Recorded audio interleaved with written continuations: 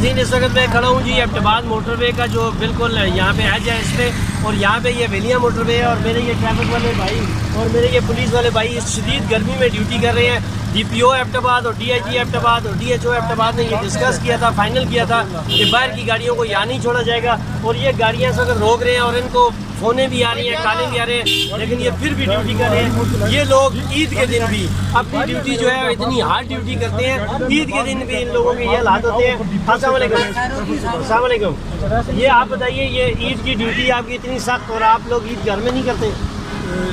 ये इसलिए कि जो दिल्ली विजिटर लोग आ रहे हैं उनके लिए बच्चे गाड़ी हर 9 टंडियानी जाना ममनू है, तो इसलिए उनकी फलाह बहबूद के लिए हम खड़े हैं ताकि उनको ऊपर जाकर वापस उनसे तकलीफ है। दिल नहीं करता कि आप अपने घर में ईद करें?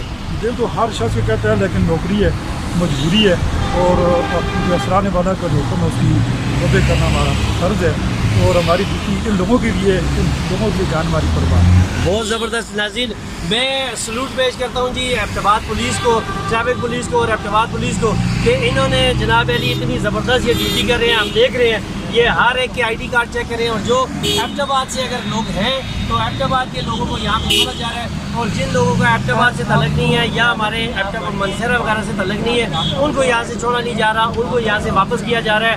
एबटाबाद में ये एक बहुत अच्छा इक़दाम है। इस हवाले से इंशाल्लाह मज़ीद आपको अपडेट करते रहेंगे। अगले प्रोग्राम तक के लिए नासिर अब्बासी को इजाज़त दीजिए। इंशाल्लाह अगले प्रोग्राम में फिर आपसे मुलाकात होगी, तब तक के लिए अल्लाह हाफ़िज़।